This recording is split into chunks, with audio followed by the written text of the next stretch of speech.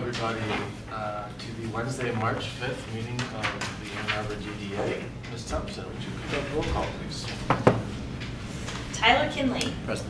Micah Bartelme. Here. Mike Micklon. Here. Thressa Nichols. Kim Mays. Here. Elizabeth Berry. Here. Alex Deep. Here. Milton Tahoney. Here. Steve Brummer. Here. And Angela Jackson. Here. We have a forum. Thank you, Maura. Our first item of business is the approval of the agenda. Do I have a motion to approve? So moved. Support. Thank you. All in favor of approving the agenda, please say aye. Aye. All opposed, please say nay. The agenda is approved. Next up, we have public comment. If any members of the public wish to address the board, you will have 3 minutes, and Kelly will be keeping time.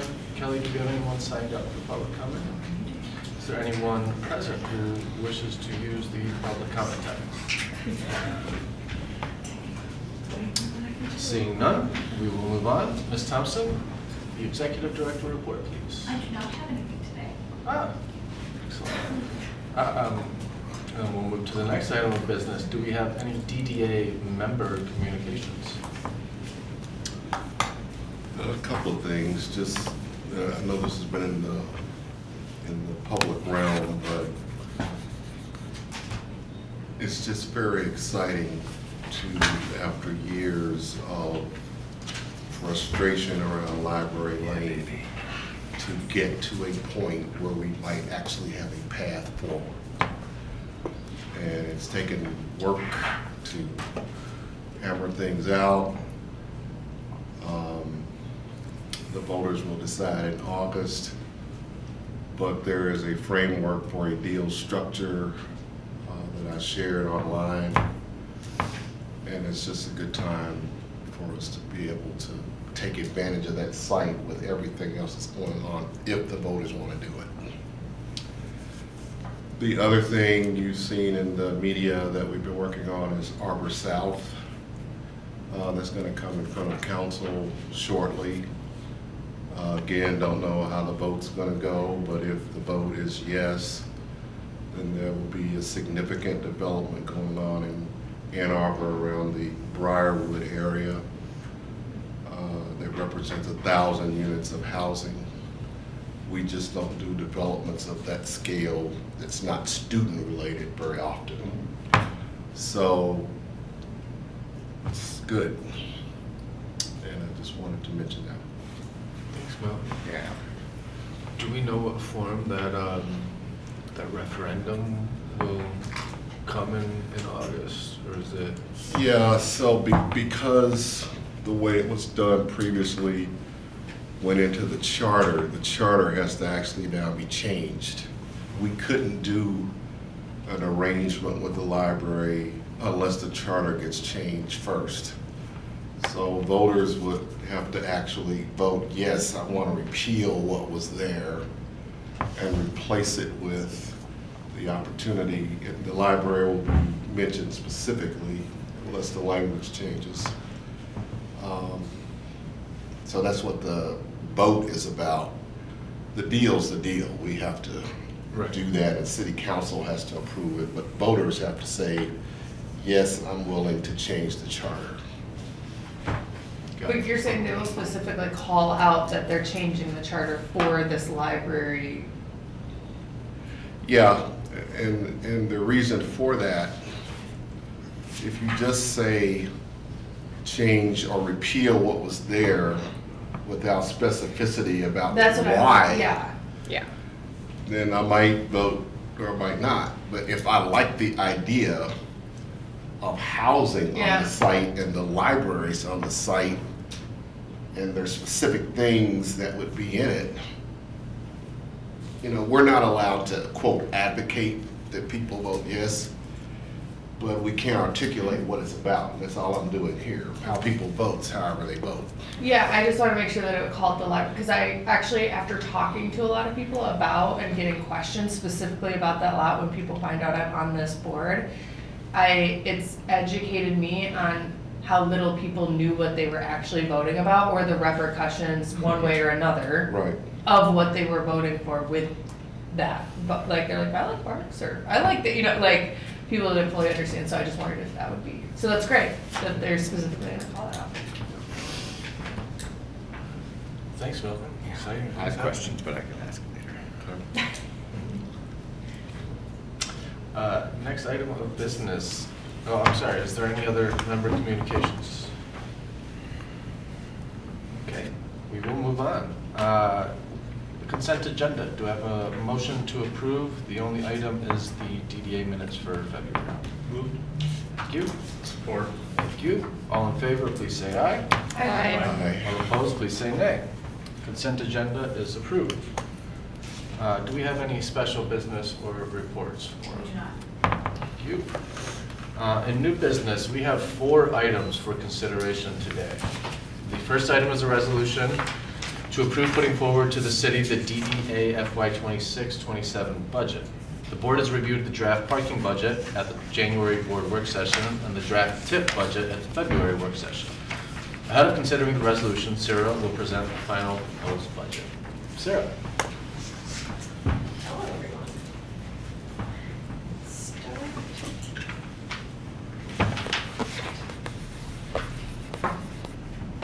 Start by talking about the process quickly. We have had 2 work sessions where the board has received information about the TIF funds and the parking funds and the budgets related to those. We've talked about those for the current year and where we're at related to the budget, and for the fiscal year 26 and 27 budgets that are going forward to the city. And it looked at those by fund and by category within the fund. Today we're going to look at the overall, and we're going to look at those in the system format that we typically receive our financials in. And we'll look at those in the context of the 10-year plan. This should look familiar.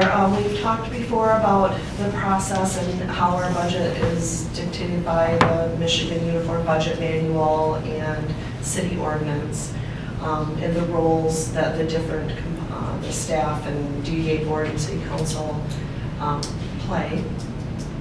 Remember that this is a 2-year budget, and we will be looking at the first year of that budget specifically, and that July 1st is the beginning of our plan year, our budget year, and the budget has to come back to the board for final approval or adoption before that year begins. So we'll start out with looking at the TIF system, which includes the TIF fund, the housing fund, and new for this year, the ART fund. So TIF revenues are primarily tax increment financing. The housing fund and the ART fund will be funded by transfers out of the TIF system of those TIF dollars. City ordinance sets the minimum level for that housing transfer, and the Elevate program establishes the annual funding levels for that fund. Looking at the TIF program revenues over a 10-year period then, this is the period of our 10-year plan, fiscal year 24 to 33. The yellow line represents the total TIF revenues available in the system, TIF system. The blue bars are the part that the DDA actually receives. In 2017, the City Council established a cap which limits our revenues. The gap between the yellow bar and the yellow line and the blue bars is the portion that's distributed to the other taxing units above the cap. So in FY26, the TIF revenues are about $9.9 million that the DDA receives, and the above cap amount is about $3.8 million or 28%. And by FY33, that amount will be split about 50-50. And that's why in looking at the DDA development plan, we'll be talking about the cap and a potential adjustment for the cap.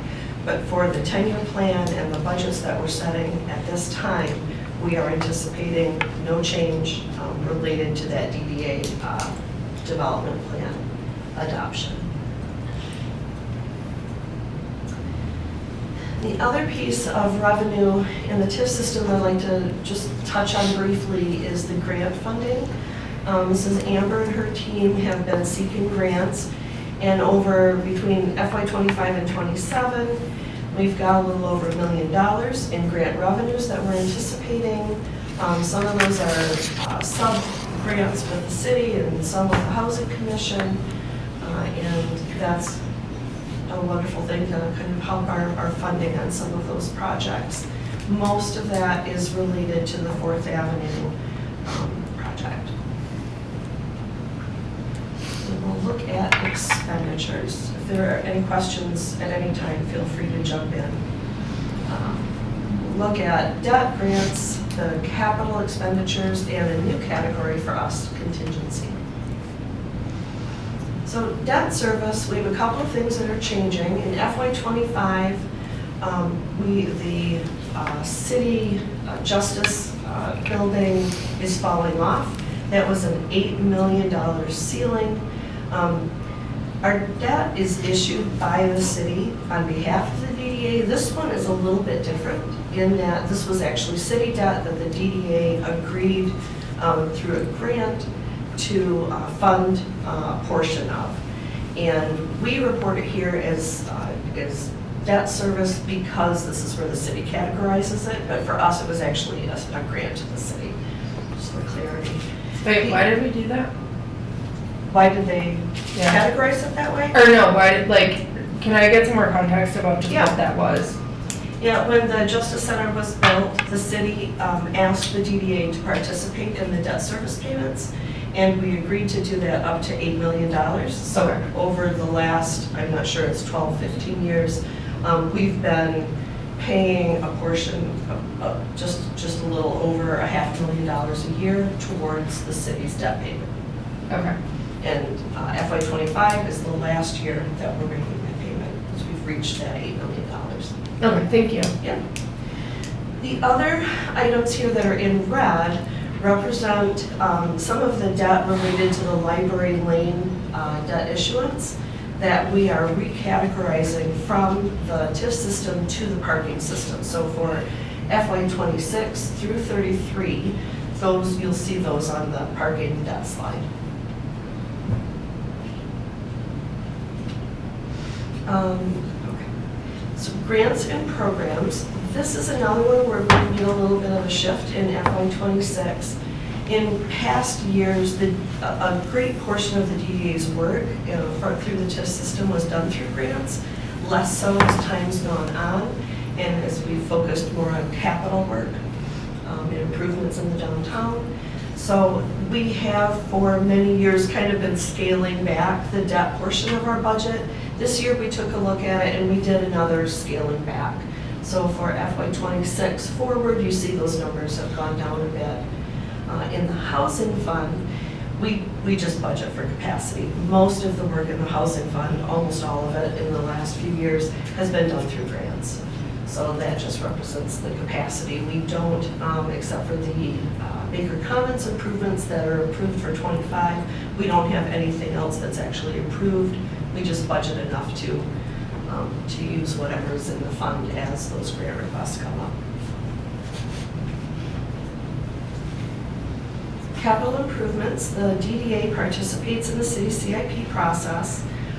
These are the items that have been submitted in the last CIP submittal. They've gone through the process of the city and been approved by the Planning Commission and graded and scaled that way. In FY25, the projected, we're projecting $3.6 million under what was budgeted. This is fairly normal for us. We tend to budget early in projects, and we have the ability to shift those budget dollars forward with time. And in this case, it's just project reductions that we've scaled that back at $3.6 million. New is the parking art fund, and that's the Elevate program. We'll be doing a shift of whatever dollars are left in fund balance at the end of FY25. So you see the 394 that we're anticipating shifted into that fund for that year, and then moving forward we'll budget a bit for operating costs, things that aren't actually capital in nature, temporary installations and maintenance, that kind of thing, and the rest will be budgeted in capital improvements. What's in the downtown, the second largest number there in the 2025 is that downtown alley. Will you just refresh my memory on what's included in that? We might want to get into that. Sorry, also I'm asking annoying questions. I just want to make sure I understand what I'm looking at. The downtown alley project has actually been in our CIP for quite a long time. We anticipate at some point making alley improvements, but we don't have specific plans. But we have the 700 We have the budgeted. capacity, yes. Okay, cool. And especially No, with the that's- circulation study, alleys were identified, so at some point we'll have a project. Did I get that right, Amber? Okay. Yeah, You want to add something? well, I was just gonna point out, I think for the most part, keep in mind, we're now in a planning period, Yeah. which is why the estimated capital expenses are so very low.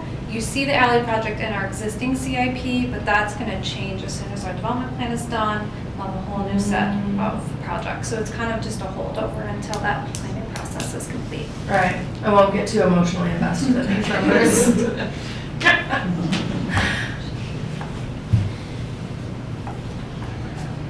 A new category that we've added this year is contingency in both the TIF system and the parking system. We've always budgeted contingency to some degree. Generally, we hold about 250 in each, the parking fund and the TIF system, for payroll liabilities and that kind of thing. And then we also go through line item by line item, and any of those line items that are relatively, there's an uncertainty about, we build a little cushion in. We budget conservatively in that way. This year, we talked about, there's a tendency when you're doing that line item by line item contingency building to not consider the overall, that it's not as likely for each one of those line items to come in a bit high. So you tend to have more contingency than you need. This year, we're going to start shifting the contingency planning separately so that it forces us to do that kind of big picture overview. So for 25, we've moved the contingency here. For 26, we're going to double that, and it's more generally contingency than for all of the other line items that we would normally build that in for. And then we have two other lines here that are one-offs. The operating and the capital contingency are related to specifics that will depend on the approval of the TIF development plan and an adjustment of that cap. So pretty significant numbers there, about $7 million for FY26 and another $1 million for FY27. And this was a part of the work session, was discussing the ask that the DDA has received for retractable ballards, and that's the $6 million portion of that there. So we wanted to make sure it was built into the budget, so we didn't have to go back for a budget amendment, because the development plan will be coming right after the approval of this in the early part of the budget year, and it'll let us move on that if that development plan is approved. I really like representing the contingency this way. I think it's a Good. nice improvement, so yeah. Okay, excellent. I hope that you would appreciate that. I think it makes it gives you a little bit better sense for what we're doing behind the scenes. And Sarah, can I just add one Yep. thing? Just to point out that operating contingency, that $1 million would represent the first year of a downtown service team. Mhm.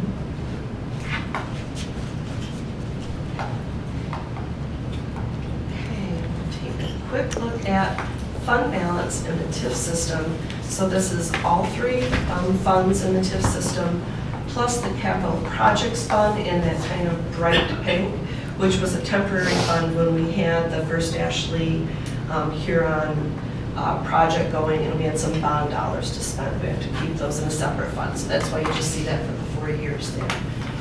So the dotted yellow line represents the fund balance minimum for these funds. And we're taking a broad look here, right? 20 years. So starting in 14, Through 24, you're seeing actual numbers in the little bit darker blue, and then the lighter colored years are budget and requests and projected. FY '26, that fund balance dips a bit, and then the outlying years, what you're seeing there is that we are not budgeting the capital until the development plan is in place, and then we'll have a better sense. So by the time this comes back for '27, you'll see those numbers flushed out a bit more, and the fund balance won't look so high. It's just about timing. So moving on to the parking system, pause if there's any questions on TIF. So here we have the parking fund and the parking CIP fund. Primary source of revenue is parking fees, of course, and the CIP fund is funded by transfers. We do have the rate study that we did last year for FY '25, FY '26, and '27. So the 2 budget years are covered by that, the rates that were established, those 3-year rates through that study. So parking system fees here, utilization in '25 is up. We are anticipating at least 1.3 million up in '25 in revenues. That will likely impact the outlying years, '26, '7, and on.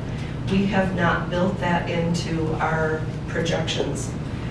We'll wait until we get at least closer to the next 3-year period before we adjust for utilization. But just know that these numbers are probably light, and you'll see that when we get to the fund balance page. So revenue trends here, slow and steady.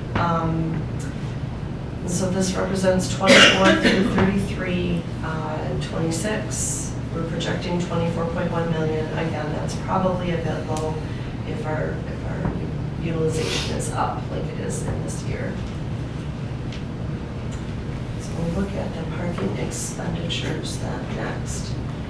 So the city 20% payment is calculated based on our revenues. If our revenues go up, this goes up in the same year. We have traditionally budgeted a contingency in this line item. This is one that we're breaking out and pulling into that contingency category separately. For '25, we're projecting the same amount that we budgeted. For outlying years, no contingency at all. This is just based on the numbers that we have. But we do recognize that these are also probably light if the revenues are light. Debt service. Here's where you see that shift from TIF fund in that red box. Those are the numbers that have been shifted down to parking. And we have 4th and William that's falling off in '27. Note here too, most of our debt ends in '33. We do have, I think Library Lane extends a little farther to '35. But most of the numbers that you see here are gone by the end of this term. Parking system grants, this is the AAATA. Traditionally, we have budgeted about 800,000. The last few, since COVID, those numbers have come in much lighter, but we are maintaining that budget amount for planning purposes going forward. Capital improvements, these are the numbers that were included in the capital improvement plan that you approved earlier in the year. Nothing much to say here except the very outlying years. We're just kind of carrying those numbers out. Those extend just a little bit beyond the CIP plan that was approved. And contingency here as well. Payroll contingent liabilities for '25. We've kind of doubled that for general. And then there's that city, the 20% contingency of 400,000 for '26. Note, we do not build contingency into the 10-year plan for outlying years because it has a cumulative effect on the fund balance. That doesn't make sense because we know we will not use all of that contingency in every one of those years. Take a look at fund balance. 20-year fund balance. The fund balance minimum is 22% and it's based on the parking fees. So we saw a dip there in '21 related to COVID. Otherwise, it kind of maintains the same trajectory that the fees do. You will see in those outlying years that we're getting really tight.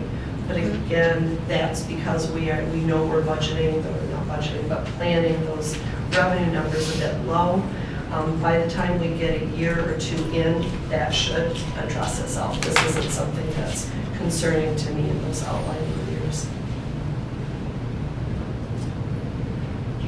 And the budget submittal to the city. So the format that we submit the budget to the city is based on their chart of accounts. It's a little bit different than ours. We provide the numbers to them by category, both for revenues and expenditures. The one thing that I will note that's significantly different is that the city budgets any funds that are spending down fund balance. That's budgeted as a revenue on the city side. That's not something that we do. So that number in red, if you're comparing the numbers in the city's budget document to the numbers that we provide, it's going to look a little different on the revenue side. And then we also provide the numbers by fund. End of the budget presentation. Questions?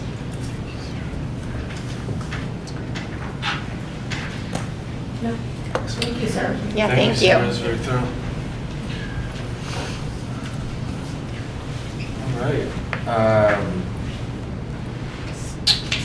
We do have a resolution, so do I have a motion to put forward the resolution to approve the DDA budget? So moved. Thank you, Steve. Thank you. I'll open this up for discussion if anybody has any additional comments or concerns. Excellent. All in favor of the resolution to put forward the FY26 DDA budget, please say aye. Aye. All opposed, please say nay. Resolution is approved.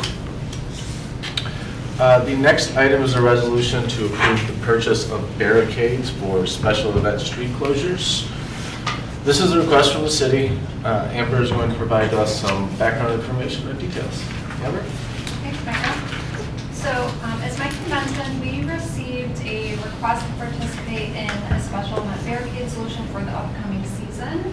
You have a memo in your packet from the fire chief, police chief, and community services area administrator if you want to take a look at that while we walk through. And we just want to provide you some quick background for those who weren't at the work session last month. This will also provide some background for a couple of the things that Sarah was speaking to in her presentation. So one of the things that we touched on at the work session is the potential for the DDA to take on needed services downtown if there's an adjustment to our funding cap. This service team could address issues that are hard to solve through other city departments or at the individual property owner level. This includes things like sidewalk and curbside cleaning, landscape maintenance, alley power washing.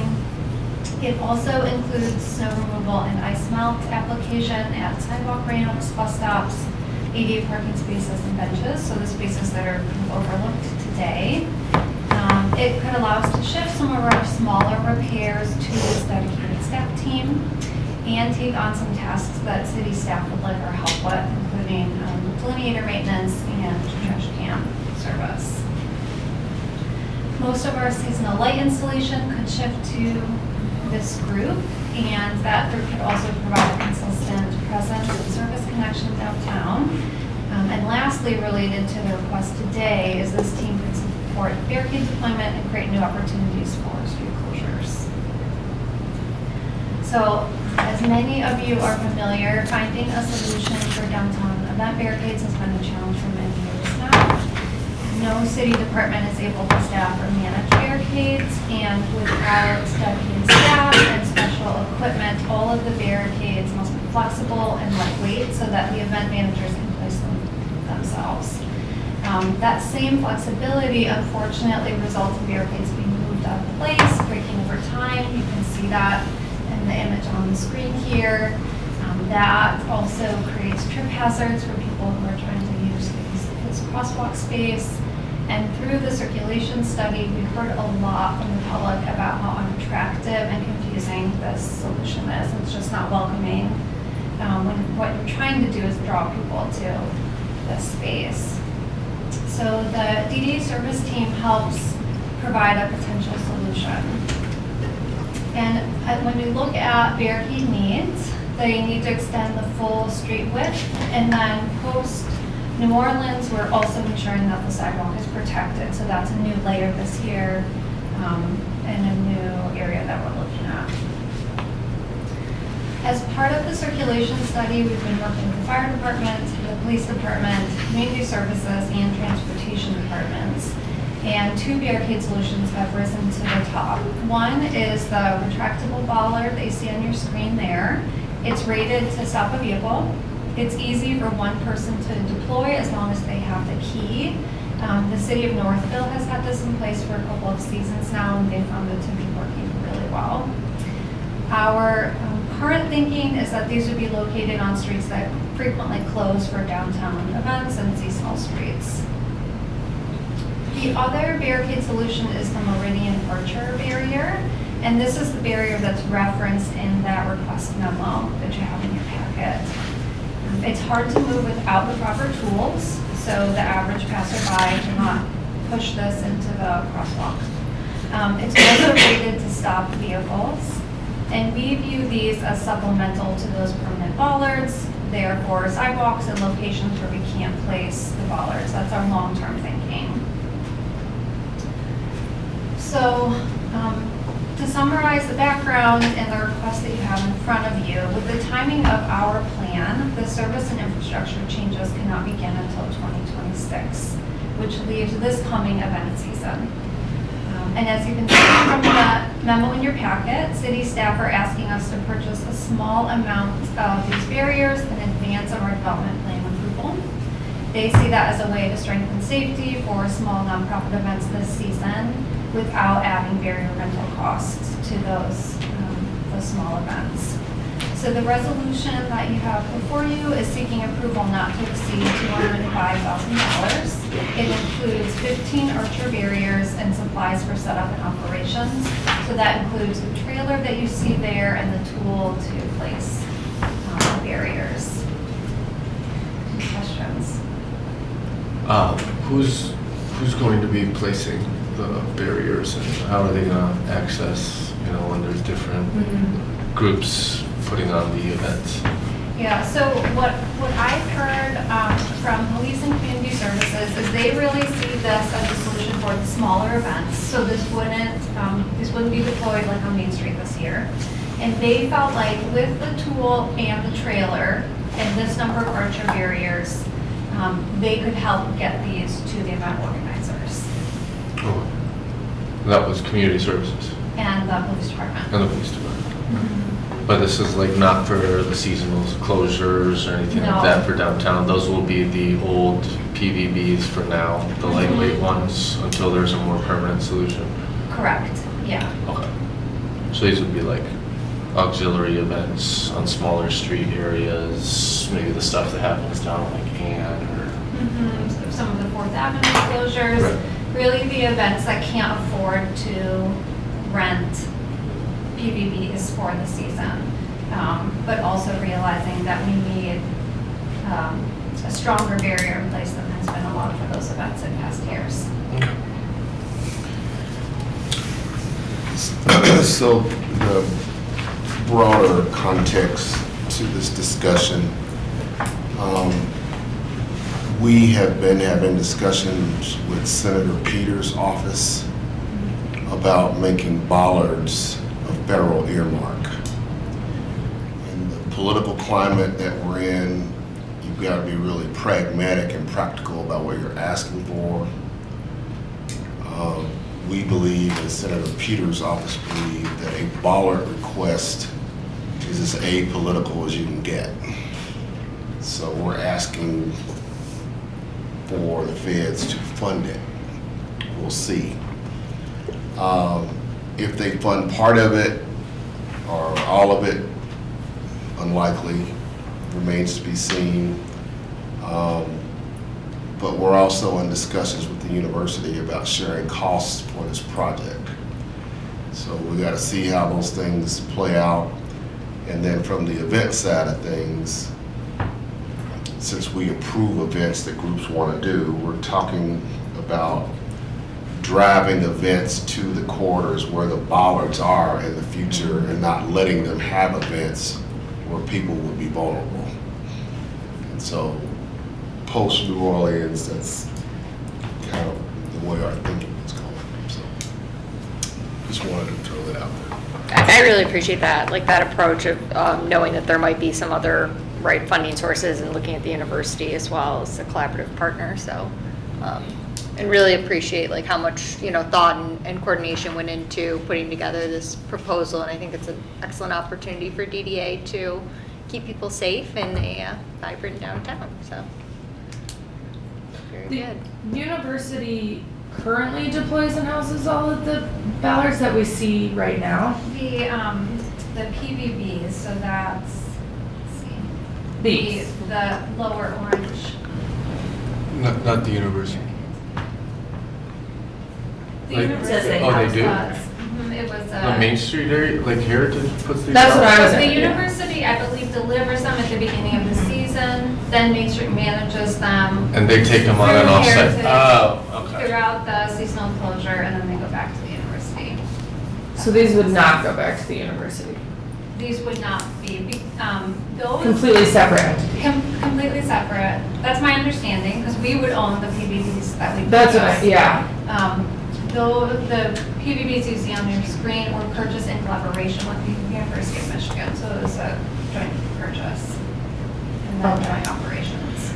And then you mentioned that it's pretty costly right now for small events to use or rent or place. Well, the intent was to not add cost for this season with the rental of additional PVBs.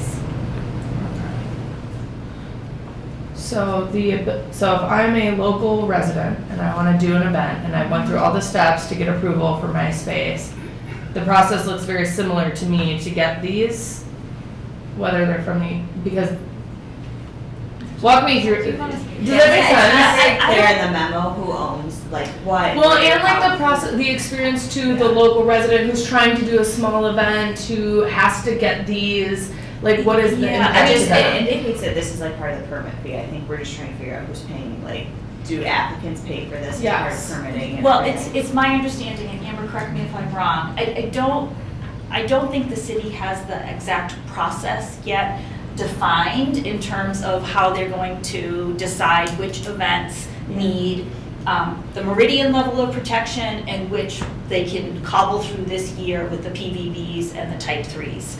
I think it was public safety's intent that especially after New Orleans, they knew we were gonna need a stronger level of protection, particularly on the sidewalks, which is why the meridians are the option. And I think for some of the smaller events, and I'll use the African American Festival on 4th as a great example. Great. Because they don't fall within the current footprint.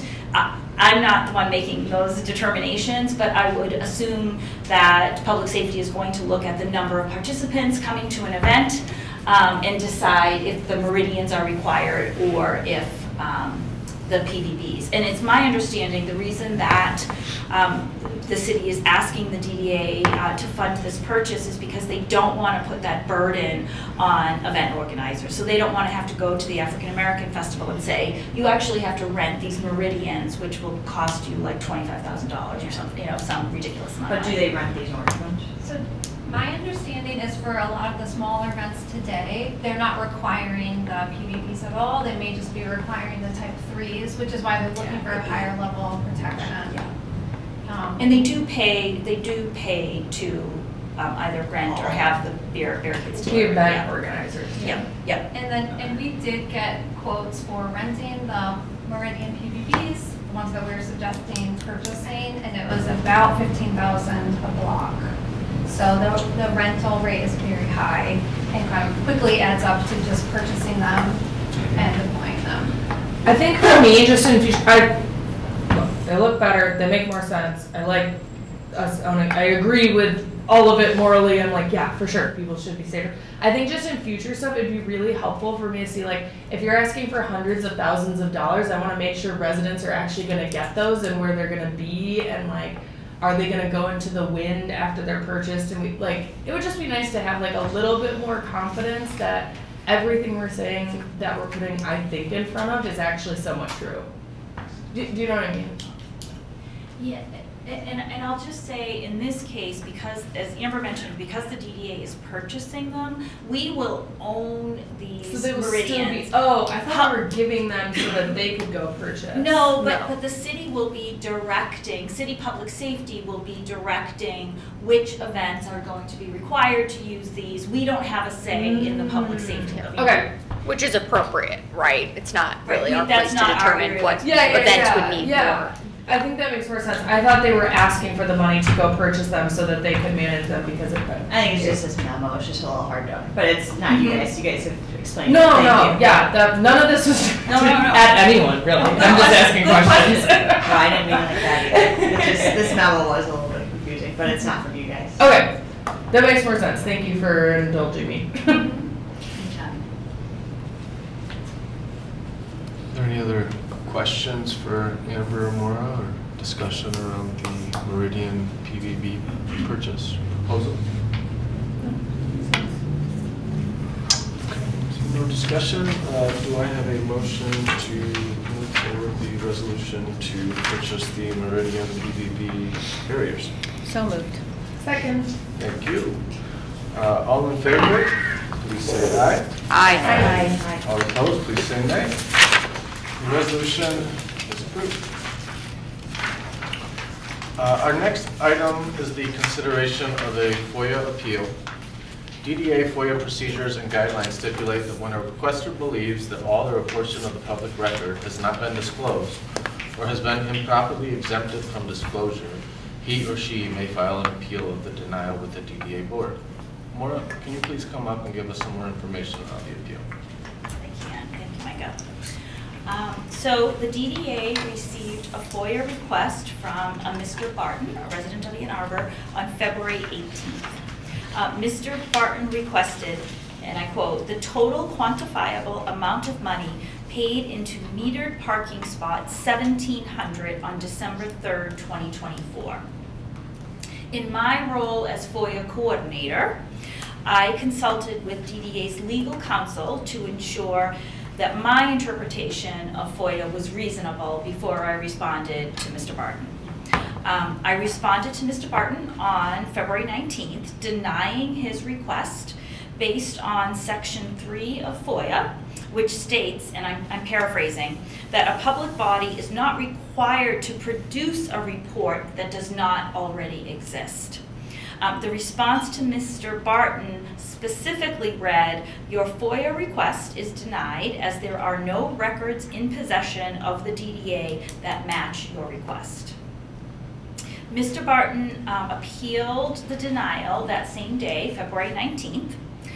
So at that time, DDA legal counsel was again consulted, and they have provided the following guidance for your consideration of this appeal. And I'm just going to read from what our attorney sent us. Section 3 of FOIA specifically provides that the statute does not require a public body to make a compilation, summary, or report of information. There are some exceptions, but our attorney believes they are not relevant to this appeal. And it further provides that statute does not require a public body to create a new public record. Again, there are some exceptions that our attorney does not believe are relevant to this appeal. In this case, Mr. Barton's FOIA request can be viewed as requiring creation of a new public record or compilation, summary, or report of information, and therefore not required to be produced by the DDA. The cited provisions of FOIA relieving a public body of the obligation to create a new public record or a compilation, summary, or report of information in response to a FOIA request could be used to provide support for the denial of Mr. Barton's appeal. Thank you, I'll Maura. answer questions if I can. So it is now on the board to consider the appeal and make a decision based on the DDA FOIA guidelines. The options that we have are to Reverse the disclosure denial, uphold the disclosure denial, reverse the denial in part and uphold the disclosure in part. And under unusual circumstances, the board may issue not more than one notice of extension for not more than 10 business days to respond to the appeal. So open the floor for any discussion or further questions before we take a voice vote. I'll provide some context here. Please. Great. Mr. Barton is someone who has visited City Hall multiple times. He has engaged city staff multiple times. He has addressed City Council a few times. Most recently, Mr. Barton has taken issue with city police vehicles that might be parked at a parking meter. That's improper, and we should be disciplining the police officers for doing so. So he has been trying to quantify how much lost revenue there might be because a police vehicle is parked at a parking meter. We the city, not DDA, that's just not something we've pursued. It's not something the city council has directed us to pursue. It is commonplace to see police vehicles, particularly around City Hall, at meters that are in and out of the building, and we don't discipline them for doing so. I could say a lot more, but I'll just say what I just said. I appreciate the additional context. I think, like, even irregardless of that, though, right, there was, I think, a pretty clear, legal analysis provided, right? FOIA follows a very specific path. I think that it was followed appropriately here. So just to kind of add that, I do appreciate the additional context, but I think even without that context, it also seems to have a clear solution here. I just have a question about the underlying information. Does it exist? And if it does exist, where does it exist? Who can access it? How difficult is it? The information that he's requesting? Yeah. Our parking operator, PCI, has the ability to gather that information. I'm not sure what the program would look like to run that information, but they have the ability to do so. The way we look at it is we have our parking operator staff is there to do a certain job, and if they are asked or tasked with generating reports of data, it means they're not doing something else. So I can't speak to exactly how long it would take for them to generate this one particular report, but it's not information they keep on hand. They would have to run a program and get the information. But we don't know how long it would take somebody to do that. I don't know. I'm just speculating for this 1 meter. It may not take that long. But this request is for 1 meter. Other requests have come in for multiple meters. Yeah. So, yeah, I would assume that there would be some precedent we would be setting that we would be willing to run these reports ad hoc, taking away from staff time to do their job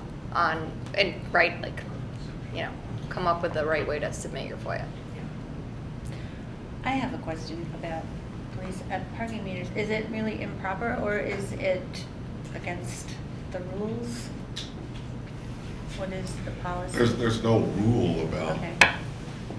them parking. They just don't pay for it, and he doesn't like that they don't pay for it. Okay. Yeah, the issue really bubbled up around City Hall, and our reality is, at the time City Hall was constructed and the associated parking was created, it's insufficient to handle the police and fire vehicles that we have. And then with the Justice Center being part of our complex, you have officers that have to come to City Hall periodically to appear in court while they're on the clock. So if there's a parking meter there, they might park at it and go into court and do whatever they're doing there and move on. We do not ask them to pay for that, and we don't reimburse them for Right. paying for that. So that, Which makes perfect sense. yeah. But They're public. that's been called into question, Okay. and it's just not an issue we're willing to entertain. I just want to be clear, emphasizing what Elizabeth has said, though, is that FOIA follows a very specific, thank you for the context, it's all like helpful, but I want to be clear that, my decision here too and how I'm thinking about this is that this is a FOIA request, it follows a legal pattern. We have received a legal opinion from our attorney saying that we are not required to provide this kind of document, regardless of how long it would take and if we think it's a good precedent or not. So I just want to be really clear, that's what I'm relying on and thinking about in terms of our, legal opinion. Yeah, I don't disagree with our attorney's analysis at all. Although I do, since we are a public body, favor transparency when transparency is appropriate under the circumstances. I think, like I said, I agree with the analysis, but just as a general matter, I do find that people sometimes kind of knee-jerk reaction to avoid disclosure of information that can be disclosed without much trouble. And the consequences of not doing that sometimes amounts to a fair bit of cost for the organization if we were to have to defend a lawsuit. So, those are my considerations, and those are things that we should be thinking about whenever we are faced with a situation like this. But like I said, I mean, I'm not arguing with Mr. Lax's conclusion. I think it can be interpreted different ways depending on actually what it does take to get the information. But I understand he did some due diligence on that too. And so I appreciate that he asked those questions and tried to understand a little bit about what it would take, and that he concluded it would actually take creating a new document. And I think maybe to add to that, right, no one's suggesting that just to that word transparency, right? I think that we're all in favor of, as a public body, promoting transparency with the general public. I think it's about, if you're going to submit a FOIA request, going through the appropriate steps to make sure what you're asking for, and as someone who's been a part of FOIA requests, not at the city level here, but certainly in other contexts, like you do your homework ahead of time to make sure that the thing you're asking for is either viable and or that there is something that would fall within, the guidelines. You should have maybe expected this response. And so I understand that as an individual citizen, maybe sometimes you don't have legal guidance to that effect, but I don't think it's our job to litigate that or determine whether or not we should bend the rules based on whether or not someone hired an attorney to review whether or not their FOIA request was appropriate.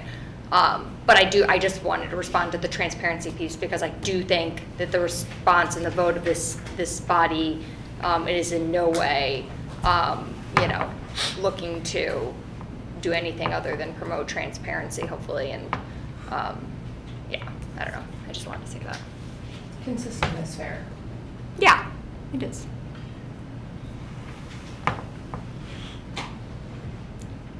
No, I agree. Consistency, we gotta look out for people. It's an administrative burden. They're not staffed to answer these FOIA requests. I'm all right making a motion if we need a motion on the floor to get through that we uphold the denial. Second. Any other discussion? All in favor of the motion to uphold the denial, please say aye. Aye. All opposed, please say nay. Denial is upheld. The final item today is a follow-up to the Executive Director 360 evaluation report we received from Riemann at the February board meeting. If needed, here we go. As anyone who was here, we received the Executive Director 360 report, which was stellar. Thank you, Maura, for your leadership and guidance this last year and beyond, of course. A little bit of context. Maura was hired in January of 2024 and received a pay increase from interim to full-time executive director at that time. The rest of the city, I believe, and the rest of the DDA staff received an annual increase in July of this year. Because Maura had just recently gotten her increase to permanent in January, she forewent that increase in July. So now it's on us as a board to discuss whether or not she receives an annual increase or an adjustment to compensation. For my part, I think that she's done an excellent job, and I would be in favor of matching that same increase that she would have received in July here. But I will open the floor for discussion or any other questions. There's no resolution. We're just There's not, we have a draft resolution available. What's that? No. Yep. Sorry. Yeah. Sorry. We have a Do you draft wanna see it? I don't need to see it. We have a draft resolution available, and once the board decides what's an appropriate increase would be. Will every annual now be at this time, and will she always be off schedule with the rest of the staff, and do we care? It's a great Okay. question. I just wanna, I just wanna make sure it doesn't make more logistical and administrative sense to shore up. But sounds like no one cares. No, I care. Does that, I imagine you guys will just do it, then you'll put them together eventually. I don't know. I don't know, I mean, I was assuming I'm on January schedule, but to Russell's point, it makes more sense. As somebody who's ran payroll and done comp adjustments, usually when there's one person that's out of whack, it's just like, oh shit, don't forget, or oh crap, don't forget to remember to do Maura, because we love her, sorry. I will just add, though, that my position is not when the city decides what all employees, what increase, for example, 3% was last July. Yeah. This position, it still has to come to the board. I would never automatically just No, get no. that, but.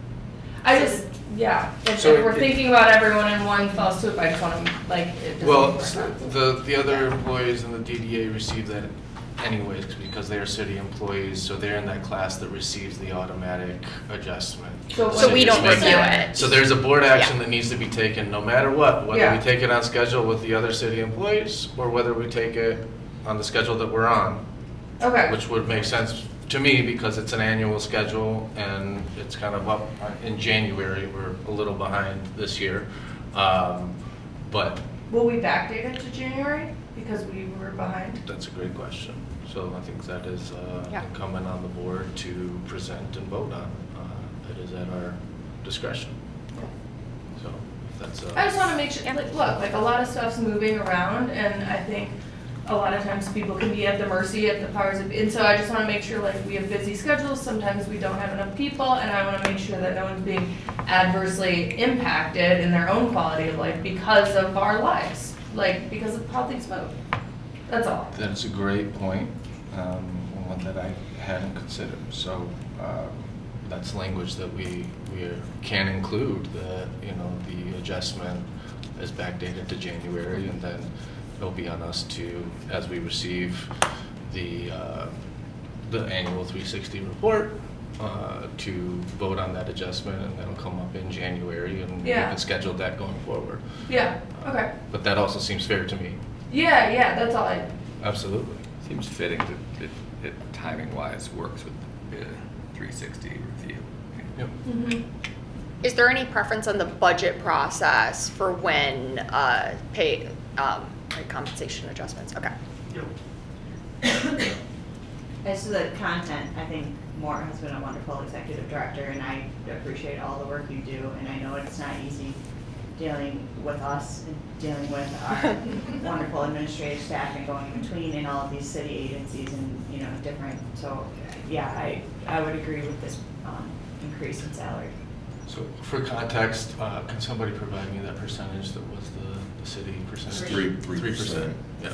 Yeah, we want to remain competitive too, you know, not if we ever lose you and we expect an executive director's salary to be, and, you know, if that process ever comes back to us, which we're all familiar with. Do we do market comp assessments for our city staff, for our DDA staff, or? I know there's a difference between cost of living adjustments versus market adjustments versus you just did a good job and you get an adjustment, so I just wonder. Like, So the city is currently underway with a compensation study, Okay. and DDA is included in that process. Beautiful. Thank you. I do favor pegging it to her anniversary date, because that way there's no gaps.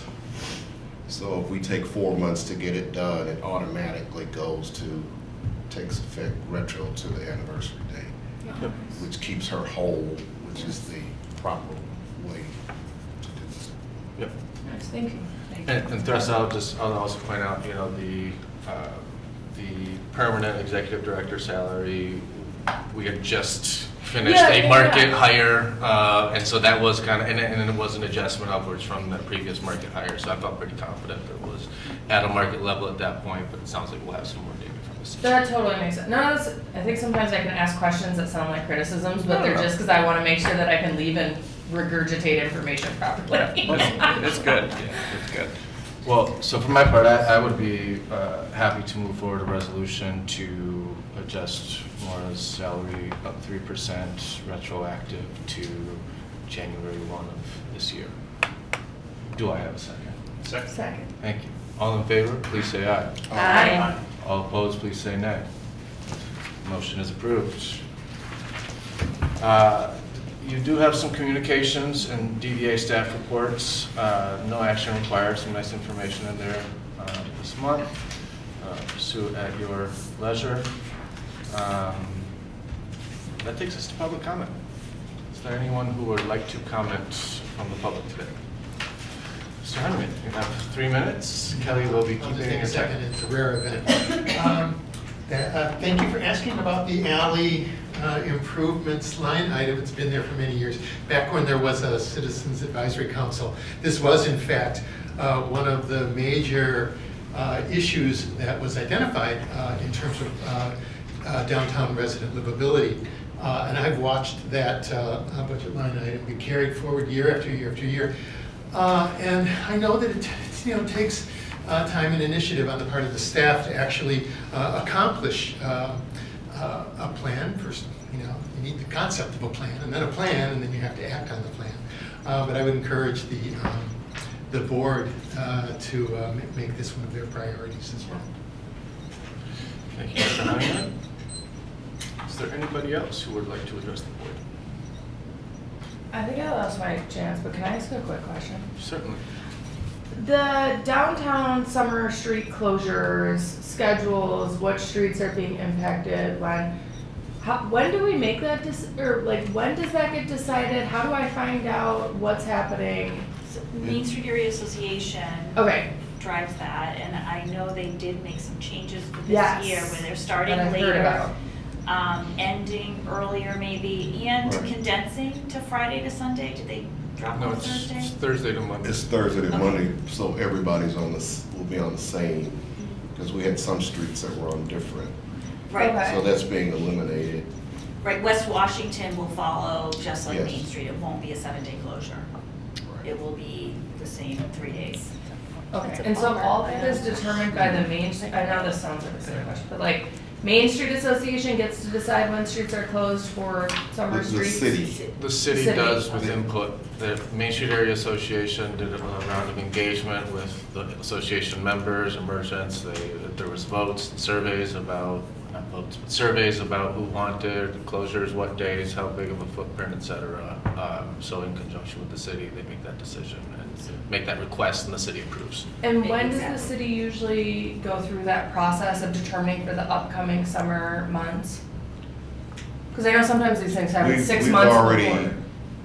We've already met for this. Oh yeah, for this year, but I'm saying like in the future, generally, when do we begin thinking about summer streets as like a, just so I have something to give people, if I'm like, if you feel passionately about this, they start talking about this in September, so get your crap together, because that's when they start getting feedback.